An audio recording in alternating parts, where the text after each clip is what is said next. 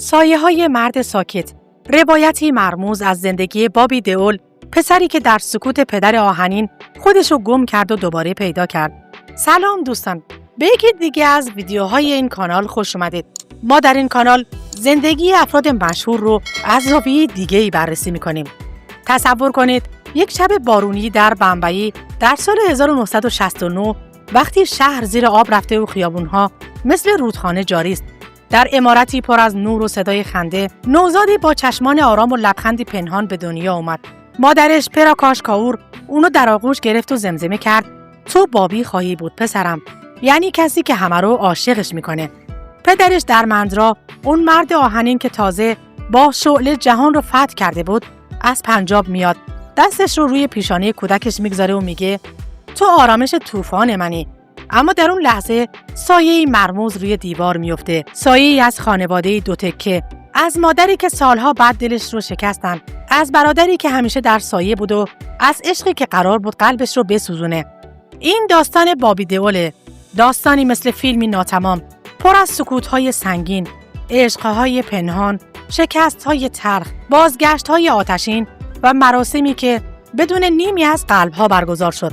آماده قدم بذاری تو این شب بارانی پر از راز، قلبت رو محکم بگیر، چون این روایت مثل خود بابی آروم شروع میشه اما ناگهان طوفانی میشه. پس لایک و هیجان افزایی کن، سابسکرایب بزن و در ادامه با من همراه باش، چون قراره امروز از رازهای جدید آگاه بشید. بابی دئول یا همون ویجی سینگ دئول در 27 ژانویه 1969 در بمبئی به دنیا آمد. درست وقتی پدرش درمندرا با فیلم‌های بزرگی مثل شعله در اوج بود. خونه‌شون در جوهو عمارتی پر از خدمتکار و صدای موسیقی بود. اما بابی از همون کودکی ساکت بود. بچه‌ای که بیشتر نگاه می‌کرد تا حرف بزنه. برادر بزرگترش سانی همیشه پر جنب و جوش و جنگجو بابی رو کوچولو صدا می‌زد و اونو زیر پر و بال خودش می‌گرفت. دو خواهرشون وجتا و آجتا خونه رو پر از خنده می‌کردن و مادرش پراکاش با دستای مهربون همه رو دور هم جمع می‌کرد. اما خیلی مرموز بود. بابی از 4 سالگی حس می‌کرد پدرش گاهی دوره، هفته‌ها به پنجاب می‌رفت یا با همکارهاش مثل اون ملکه رقص وقت می‌گذروند. بابی شب‌ها به ستاره‌ها نگاه می‌کرد و زمزمه می‌کرد: بابا کی برمیگردی؟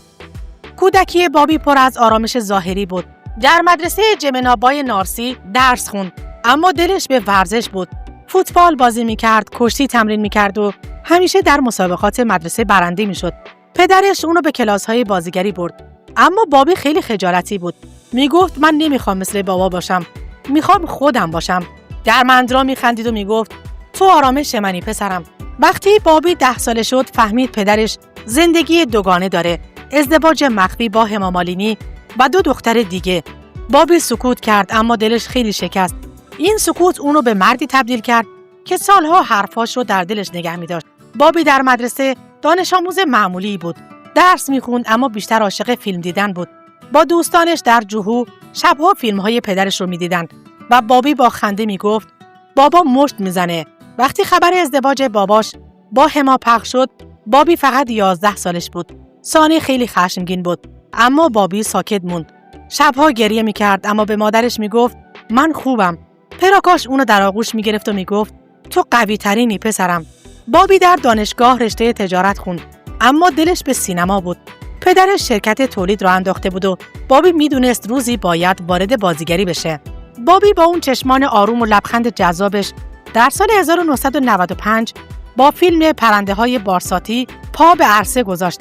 نقش جوان عاشق مقابل توینکل خانا. فیلم موفق بود. بابی نامزد جایزه بهترین بازیگر مرد تازه کار شد و مردم گفتن پسر کوچک درمندرا قلب‌ها رو می‌دزده.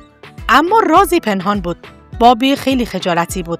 در مصاحبه‌ها کم حرف می‌زد و منتقدها می‌گفتن زیبا اما بدون آتش پدر. اوجش در سال 1997 با فیلم قاتک و در سال 1998 سرباز و در سال 1999 دلاشناهه که موفق شد با نقش‌های عاشقانه و اکشن ستاره بشه. در دلاشناهه با کارینا کاپور مثلث عاشقانه بود که قلب‌ها رو شکست. بابی مرد آرام عاشق میلیون‌ها دختر رو دیوانه خودش کرد. همراه در سال 2002 به خطر در سال 2003، برداشتن در سال 2004، فروش بالا، جوایز و بابی به عنوان ستاره رمانتیک جا افتاد. اما مرموز بود. در پشت صحنه بابی با افسردگی می‌جنگید. مقایسه با سانی و پدر اونو خسته می‌کرد. در سالهای 2005 تا 2015 آسمان حرفش مثل شب تاریک شد. فیلم‌هاش پشت سر هم شکست خورد. خوش آمدید در سال 2007، نان و گلها در سال 2007، کمک در سال 2010، بازیکنان در سال 2012، دوست یار در سال 2013 و بیش از 20 فلاپ که بابی رو به عنوان ستاره ناکام نشوند. مردم گفتن بابی قیافه داره اما نقشاش خیلی تکراریه. بابی الکل زیاد خورد، وزن اضافه کرد و شایع شد که افسرده شده. در مصاحبه با ردیت در سال 2018 گفت اون سالها تاریک ترین سالهای زندگیم بودن. فکر می‌کردم که دیگه همه چیز تموم شده و من به پایان خودم رسیدم. اما رازی پنهان بود. بابی در خلوت به عکس پدرش نگاه می‌کرد و زمزمه می‌کرد بابا چرا اینقدر سایت بزرگه؟ بابی با اون لبخند آرام قلبی پر از عشق داشت. روابطش مثل رازی پنهان بود. اول توینکل خانا در پرونده‌های بارساتی، شیمی واقعی، شایعه ماها عشق، اما توینکل با آکشی کمار ازدواج کرد. بعد کارینا کاپور در دلاشناهه که شایعه‌ها فریاد زدن که ماها قرارهای مخفی داشتن، اما کارینا هم با شاهید کاپور رفت. شایعاتی هم از رابطه اون با پریانکا چوپرا در فیلم برداشتن بر سر زبان‌ها افتاد که پریانکا چوپرا انکار کرد. تا اینکه بالاخره در سال 1996 با تانیا دئول دختر بانکدار معروف دوتا آهوجا ازدواج آرومی داشت. 2 پسر به نام آریان در سال 1998 و دهارو در سال 2004 داره. اما شایعه‌های خیانت اومد، مدل‌های ناشناس، بازیگران کوچک. تانیا فقط سکوت کرد و هیچ چیزی نگفت. اما دوستان گفتن بابی اشتباه کرد اما برگشت. بابی در مصاحبه در سال 2023 گفت تانیا آرامش منه. اشتباهاتمو بخشید. این حرفش خیلی مرموز بود. بابی قلبش رو پشت خانواده‌اش پنهان کرده. در سال 2018 بابی افسردگی شدید داشت، اما نتفلیکس فیلم نژاد رو بهش پیشنهاد داد. نقش منفی و بابی موفق شد که در اون بدرخشه. بعد خانه کامل 4 در سال 2019، کلاس درس 83 در سال 2020 و اوجش فیلم حیوان در سال 2023 با رانبیر کاپور که نقش پدر خشمگین که 900 کرور فروخت و بابی رو دوباره به اوج برگردون. مردم فریاد زدن بابی برگشت. آشرم در سال 2023، حیوان پارک در سال 2025 و بابی دوباره ستاره شده. اما رازی پنهان بود. بابی در مصاحبه گفت شکست ها منو ساختن. من مثل پدرم آهنین شدم. بابی به عنوان یک پسر ساکت همیشه پدرش رو میپرستید. در منظر اونو آرامش صدا میزد. اما وقتی هما اومد، بابی مثل سانی از پدرش کمی فاصله گرفت. سالها با هما و ایشا و آهانا حرف نزد. در عروسی ایشا در سال 2012 نیومد. در پاییز 2025 در مندرا نفسش تنگ شد.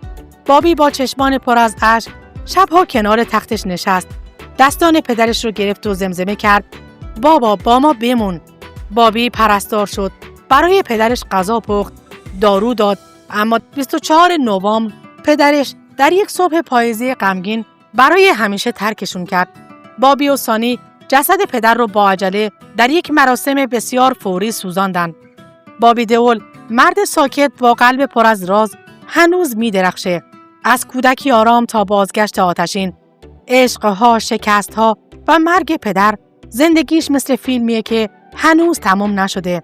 مرموز مثل لبخندی که پشتش اشک پنهانه. خب دوستان عزیز، دوست دارم به هم بگید که کدوم فیلم بابی رو بیشتر دوست دارید یا باهاش خاطره دارید.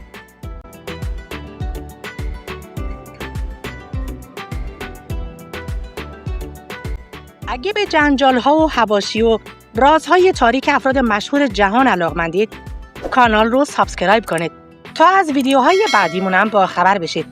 اگه ویدیو رو دوست داشتید لایکش کنید و حتما نظرات و انتقاداتتون رو در زیر همین ویدیو برام بنویسید. مطمئن باشید که همشون رو میخونم و بهشون جواب میدم. دوستتون دارم و تا ویدیوی بعدی، خدایار و نگهدارتون.